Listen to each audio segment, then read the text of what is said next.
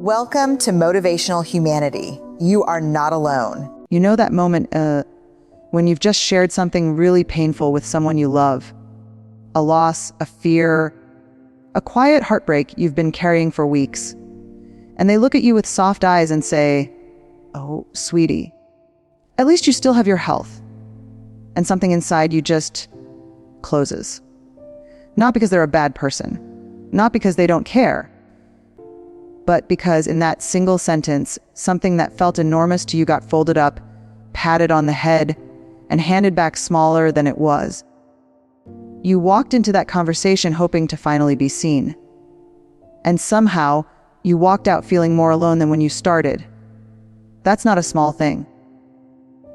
That's one of the loneliest feelings a human being can carry. And if you've ever felt it, if you've been on that side of the conversation, the side where comfort somehow made things worse, I want you to know there's nothing wrong with you for feeling that way. There's a name for what happened, and understanding it might just change every important relationship you have left. We spend so much of our lives trying to do right by the people we love. We show up. We bring casseroles. We say, "I'm so sorry, and let me know if you need anything." We mean every word of it, and yet ache. Sometimes the people we love most feel like we've handed them an umbrella and pointed at the rain instead of standing in it with them. This is the quiet difference between sympathy and empathy. And it's not just a vocabulary lesson. It's the difference between a connection that heals and one that, without meaning to, isolates. Sympathy looks at your pain from the outside. It sees suffering and responds with feeling bad for someone. It's standing on solid ground and looking down into the well where someone has fallen. You're concerned. You're kind. You might even throw down a rope. But you're still up there, and they're still down there. There's a distance in it, even when it's offered with the most tender heart in the room. Empathy is something entirely different. Empathy climbs down into the well. It doesn't rush to fix or reframe or silver line. It just sits in the dark with another person and says, "I know this dark. You're not alone in it." And here's what I want you to sit with for a moment, because this is where it gets deeply personal for so many of us women of a certain season of life we were raised. Most of us to be the comforters. The ones who hold the space, the ones who make it better. We learned early that the right response to pain was to soothe it, redirect it, wrap it in something softer. We were taught, often without a single word being spoken, that sitting with discomfort, just sitting with it, was somehow a failure. That if someone was hurting near us and we didn't do something, we had fallen short. And so we became very, very good at sympathy. We became women who could walk into any room of grief and know exactly what to say to lift the heaviness, even just a little. And there is beauty in that. Don't let anyone take that from you. But here's the unspoken truth that so many of us are only now discovering in these deeper, quieter years, that same instinct, the one that taught us to soothe, sometimes kept us from truly connecting. Because when we rush to make pain smaller, we're often doing it as much for ourselves as for the person in front of us. Sitting with someone else's suffering, really sitting with it, requires us to touch something in ourselves. And that can feel like standing at the edge of a very old wound. This is where empathy asks something harder of us than sympathy ever did. It doesn't ask us to fix. It asks us to feel, not perform feeling. Actually feel. To lower our defenses, enter someone else's experience, and say with our whole presence, "What matters to you, matters to me." That's where the real sanctuary lives. In that space between two people where no one is trying to make the pain go away. Just make sure the person in pain doesn't have to carry it alone. Let me ask you something, and I want you to really sit with it before you answer. Think back to the last time someone you care about was in real pain. Not a bad day, but real pain. The kind that doesn't have an easy answer. And ask yourself honestly, what was your very first instinct? Was it to pull them close and just be still with them in it? Or was it to start searching almost automatically for the thing you could say that would make it better? If it was the second one, I don't want you to judge yourself for that. Not even a little. Because that impulse, that reflexive reach for the rescue rope, didn't come from nowhere. It was built into you. Carefully, quietly, over decades. And understanding where it came from might be the most compassionate thing you do for yourself today. Here's what most of us were never told. Sympathy is, at its core, a distance management tool. That sounds clinical. Stay with me, because it's actually one of the most humanizing things I know. When someone we love is hurting, their pain activates something in us. Neuroscientists call it the mirror neuron response. That involuntary flicker of feeling that happens when we witness suffering in someone close to us. We don't just observe their pain. We echo it somewhere deep in our nervous system.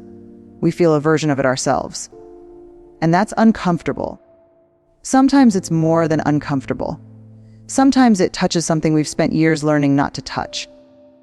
So the mind, being the ingenious protector that it is, finds a way to stay close while keeping a thin layer of glass between us and the full weight of what the other person is feeling.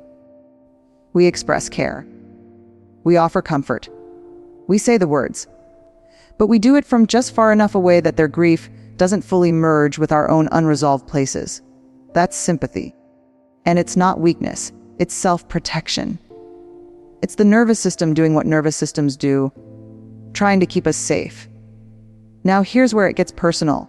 Because for women, especially women who grew up in households where emotions were managed rather than honored, this pattern runs even deeper. Many of us learned before we had words for it that other people's pain was something to be solved. That love expressed itself through action, through fixing, through making sure everyone in the room was okay before you let yourself feel anything at all. Some of us had mothers who cried in private, fathers who went quiet instead of falling apart. We watched the adults around us carry enormous weight with a kind of stoic grace that we mistook for strength. And we learned to do the same. We learned that sitting with uncertainty, with pain that doesn't resolve, with grief that doesn't have a timeline, was somehow self-indulgent. We learned to move through it, not into it. And then we spent 30, 40, 50 years being very competent at managing everyone else's emotional weather, while our own inner landscape quietly went uncharted. Does any of that land somewhere familiar? There's a concept in psychology called emotional containment, and it has two very different meanings depending on who's using it and how. In the healthy version, emotional containment means you can hold a feeling inside yourself without being destroyed by it. You can sit with sadness, anger, fear, and not be swept away. That's a gift. That's resilience. But there's another version, the one so many of us were handed, where containment means suppression, where holding it together means never letting it out, where being strong means being unreadable. And when that becomes our normal, when that's the water we've been swimming in for most of our lives, then sitting quietly in someone else's pain, without deflecting it, without fixing it, without finding the silver lining, feels genuinely threatening. Not because we don't love them enough, because we love them and ourselves in the only language we were taught. And this is the quiet grief that no one really talks about in the context of empathy. The cost of always being the one who holds it together is that you sometimes forget how to let yourself be held. So many women I've spoken with, women who have spent their whole lives being the strong one, the reliable one, the one everyone else leans on, describe the same strange loneliness. Not a lack of relationships. They have plenty of those. But a loneliness that lives inside the relationships. A feeling of being deeply involved in everyone else's interior world while somehow remaining a stranger to their own. And the reason sympathy can feel so natural, so safe, is that it lets you stay in your familiar role. The helper, the healer, the one with the warm voice and the steady hands. Empathy asks you to step out of that role entirely. Empathy asks you to say, I don't have an answer. I won't pretend I do. But I'm here, and I'm not going anywhere. And whatever you're feeling right now, you don't have to feel it alone. And here's the thing about that kind of presence. It requires you to know your own interior well enough to navigate someone else's. It requires you to have made some kind of peace. Not perfect peace, but working peace. With the darker rooms inside yourself. The grief you never fully grieved. The fear you packed away in a box labeled, deal with later. The losses that reshaped you quietly without ceremony. Because empathy isn't just about listening better. It's about having done enough of your own inner work that you don't panic when someone hands you their darkness. That's not a small ask. And I don't want to pretend it is. But here's what I've come to believe, having thought about this for a long time, having lived some version of this story myself, the women who learn to offer real empathy, the deep, rooted, I'm climbing down into the with you kind, aren't the ones who have it all figured out. They're the ones who have gotten honest about what they carry, who have stopped performing okayness, who have learned that their own pain, named and respected, becomes the very bridge that carries them into someone else's. Your wounds, tended with honesty, don't disqualify you from deep connection. They're the doorway to it. So here we are. We understand what sympathy is. We understand why we default to it. We've traced it back through the decades, back through the households we grew up in, back through the quiet lessons we absorbed about how strong women handle hard things. And maybe, just maybe, something in the last few minutes has shifted. A small recognition. A gentle loosening of something that's been held tight for a long time. But understanding something in your mind and living it in your body are two entirely different countries. And I don't want to leave you with a beautiful insight that evaporates the moment someone you love calls you crying at 10 o'clock on a Tuesday night. So let's talk about what this actually looks like. Not in theory, in real life, in the messy, imperfect, sometimes heartbreakingly tender moments that make up a human relationship. The first thing I want to tell you is this empathy is not a performance. This is where so many well-meaning people get tangled up. They hear about empathy, they want to do it right, and they start treating it like a script. They Google the empathetic responses. They memorize phrases. They practice the tone of voice. And then they sit across from someone they love, and they say all the right things in exactly the right order. And somehow, it still doesn't land. Because the person on the other side of that conversation isn't feeling heard. They're feeling managed. There's a difference? And people can feel it in their bones. Between someone who is with them and someone who is working on them. Between someone whose eyes are actually soft and someone whose eyes are calculating the next correct response. Real empathy doesn't start with the right words. It starts with the decision to actually arrive. To put down the mental clipboard. To stop preparing your response while they're still talking. To let what they're saying actually reach you, even if it's uncomfortable. Especially if it's uncomfortable. That's the practice, not the words. The arrival. Now, arriving sounds simple. It is not always simple. Because sometimes the person in front of you is carrying a pain that rhymes with something you haven't finished carrying yourself. A daughter going through a divorce and you remember yours. A friend facing a diagnosis and you think of the one that changed your own life. A grandchild struggling with something you struggled with in silence for years. In those moments, the pull towards sympathy is almost gravitational. Because if you really go in, if you really let their experience touch yours, you might end up somewhere you weren't prepared to go. So here's what I want to offer you, and please hear this gently, that's okay. You don't have to be a fully healed, completely unburdened woman to offer empathy. You don't have to have resolved every old grief before you're allowed to sit with someone else's. What you do need And this is the honest truth, is just enough self-awareness to know the difference between their feeling and yours. When you can feel the echo in yourself and say quietly, this is touching something in me, and then gently set your own story to the side, not forever. Just for now, just for this conversation, you stay present for them without disappearing into yourself. That's not a technique you learn in an afternoon. It's a practice you return to over and over for the rest of your life. But every single time you do it, it gets a little more natural, a little less effortful, a little more like breathing. Let me give you something concrete, because I think sometimes we need to hear what this actually sounds like. Not the textbook version, but the real human, slightly imperfect version. Imagine your sister calls you. She's been struggling in her marriage for years, and tonight something broke open. She's crying.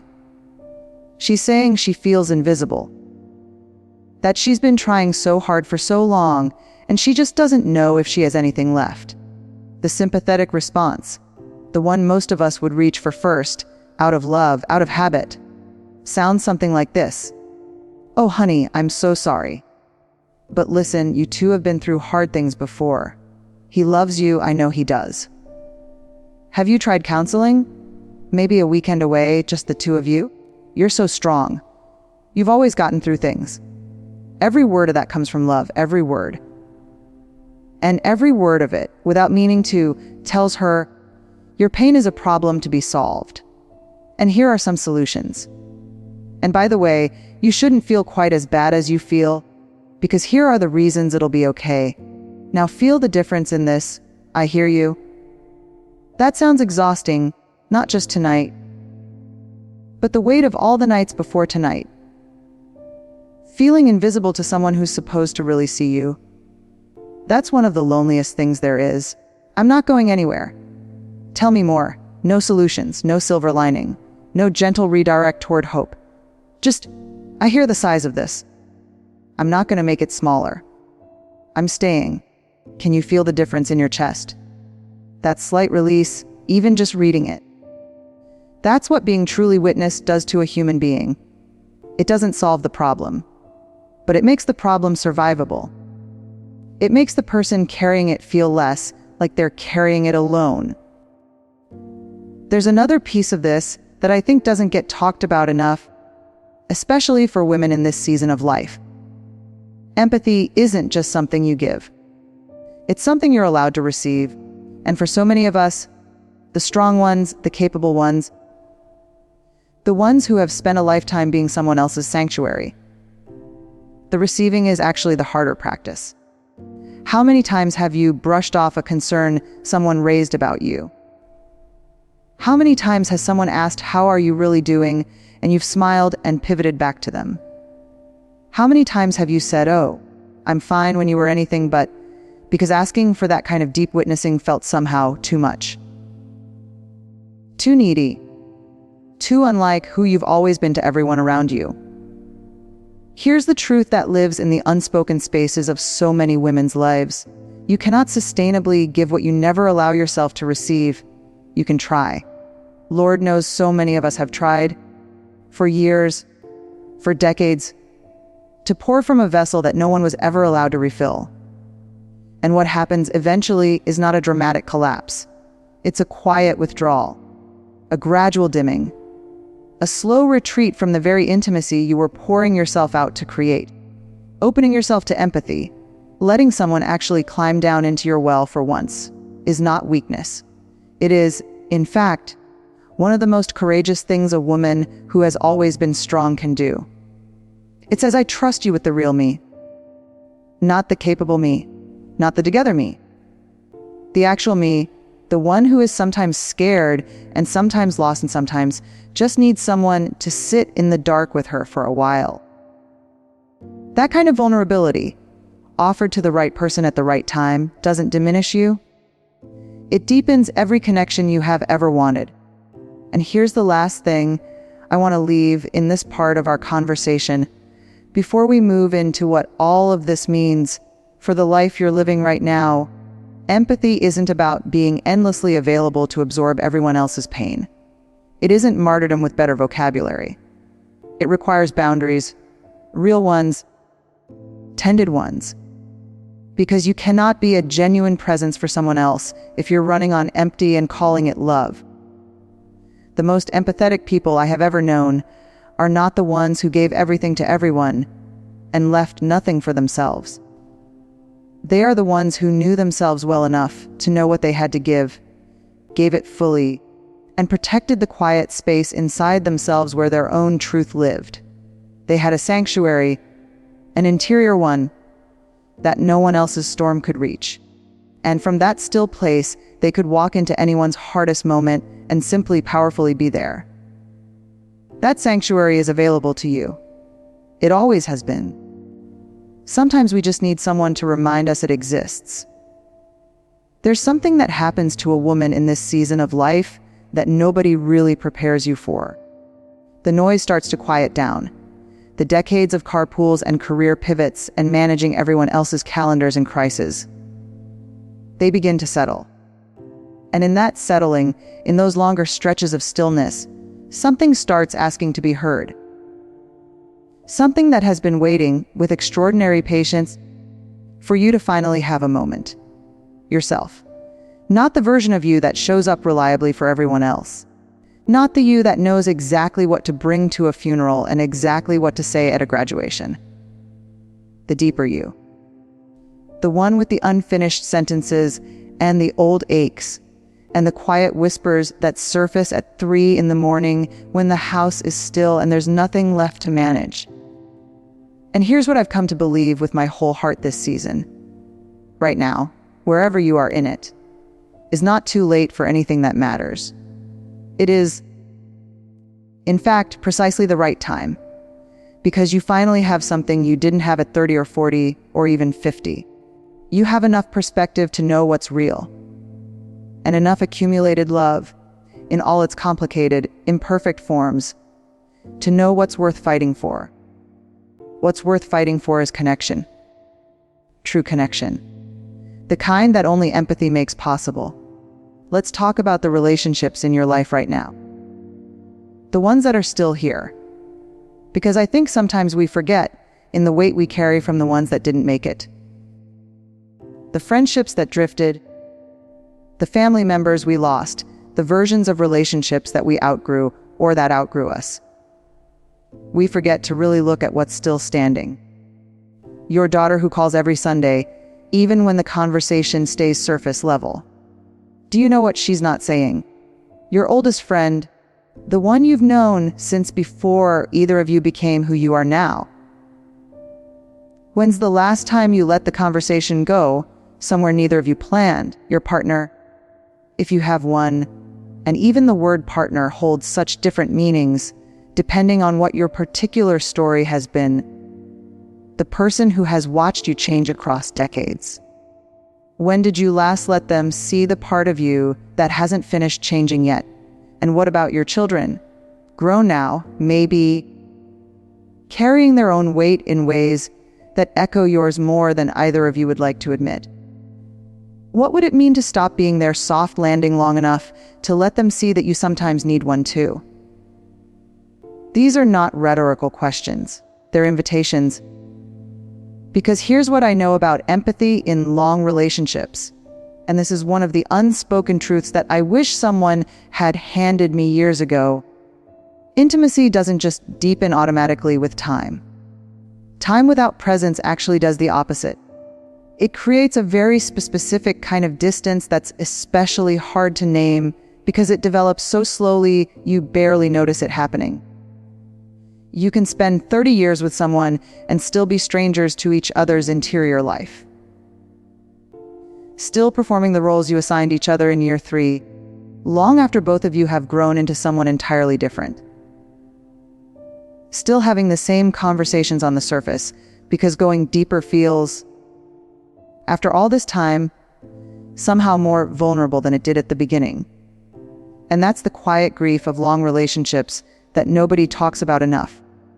Not the dramatic estrangements, not the obvious breaks, but the slow, gentle drift away from each other's realness. The way two people can love each other faithfully, consistently, and still spend years just slightly out of reach. Empathy is what calls you back.